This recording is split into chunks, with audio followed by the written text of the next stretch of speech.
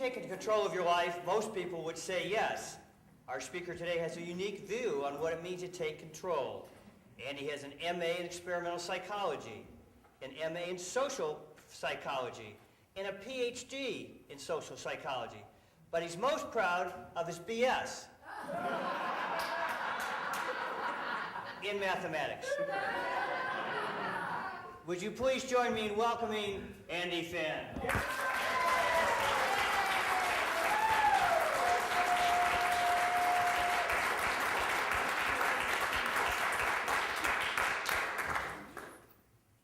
Do you remember the last time you were late? What did you do? Did you blame the traffic? Complain about your hectic schedule? Guys, did you blame your wife? That's what I usually do. And I'm divorced. Anytime we make a mistake, we have two choices. We can produce an excuse, or we can make control the goal. If you're like me, your first impulse is to reach for that excuse. Most of my life, I've been guilty of excuse abuse. My high school basketball coach tried to cure me of excuse abuse. Mr. Dyer was a triple threat. He had the moves, he had the jump shot, and he knew how to handle teenagers. One Friday night game, he sat me down. Coach, you missed practice Tuesday. Yeah, but I had a really good excuse. Finn, remind me, how does the excuse help the team? Is this a trick question? Listen, Finn, when it comes to your commitments, all you have is what you say you're going to do and what you do. The goal is control, and results matter. Excuses scatter. I didn't really understand that advice when I was 17, but it didn't seem to hold me back in my career. I wish you could have been there when I became a management consultant. Brooks International doubled my salary. I was 23. They'd never hired anybody under the age of 28. Within a week, they knew why. After a month, I was fired. I got together with my friends that weekend, and I built a wall of excuses to protect my ego. They never really trained me. They didn't give me enough time to prove myself. My dog ate my spreadsheets. And when I ran out of excuses, my friends lent me theirs. Do you ever notice good friends will lend you anything? But especially excuses? I wasn't making control the goal. I was still guilty of excuse abuse. Now, fast forward 20 years. I still made excuses occasionally, but I had my degrees. I had a career at AT&T and at Bell Labs, but it was time for a risky career change. I decided to go teach college students. I took a full-time teaching job at George Mason University to do teaching and do research. And I loved the teaching. I was bored to death with the research. After 3 years, I was fired. Now, they don't actually fire you in academia, but they presented me with a one-year terminal contract. Terminal contract. My life was coming unraveled. And you know how it is when you're in those tight spots. You want to explain. You want to complain. You want to blame somebody.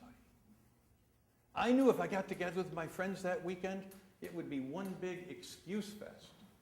So I canceled my plans and went home to think. Just me and 6 pints of Ben & Jerry's. And I was looking for inspiration that weekend. And I remembered I'd saved the notes from Dr. Carrington's lectures on existentialism. I know, pretty dry stuff, but they're the only notes I saved from college. And Carrington had talked about control. So I dug them out, hadn't read them in years. And And as I went through them, I was transported back to Basil Hall in 1970. Carrington was a genius in a tweed jacket. And he could take dense philosophy and tell you what the real life lessons were out of it. Class, why do the existentialists say that if you believe in free will, you must take personal responsibility? There was an awkward silence.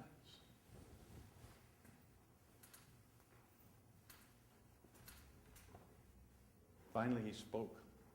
I want you to write this down. This is the secret to life. Always act as if you're 100% responsible for everything that happens to you. But Dr. Carrington, how can that be true? I didn't say it was true, Mr. Finn. I said act as though it's true. And here's why. If you say that someone or something else is to blame for what happens to you, you're putting the power over there. You're saying they're in control of your life. That's a weak strategy. You want the control here. The goal is control. You need to take responsibility and not make excuses. My mind snapped back to the present. Oh yeah, I lost my job today. But I'd found my path. I wrote a letter to my faculty colleagues, and I told them I was responsible for the terminal contract. And I told them, when I see you in the hall over the next week, over the next month, over the next year, I don't want our relationship to be any different. My colleagues were pleasantly shocked. Everyone else in my position had been dragged figuratively, kicking and screaming out of their offices, complaining that they hadn't been evaluated fairly, that they had things in the pipeline that weren't being considered, that their dog had eaten their spreadsheets. And I made control the goal and didn't make excuses. 2 years later, George Mason called me. Not George himself, but his representatives. And I was offered a full-time teaching job, no research involved. And today I'm a college professor again. I'm a radio talk show host. And I'm a professional speaker. And it's all because I didn't look to the past and make excuses. I looked to the future and made plans. Every time we make a mistake, we have two choices. You can reach for that excuse. They're right there. Or you can make control the goal. Remember Dr. Carrington's wisdom that excuses rob us of power. And you'll avoid excuse abuse. And you'll take control of life.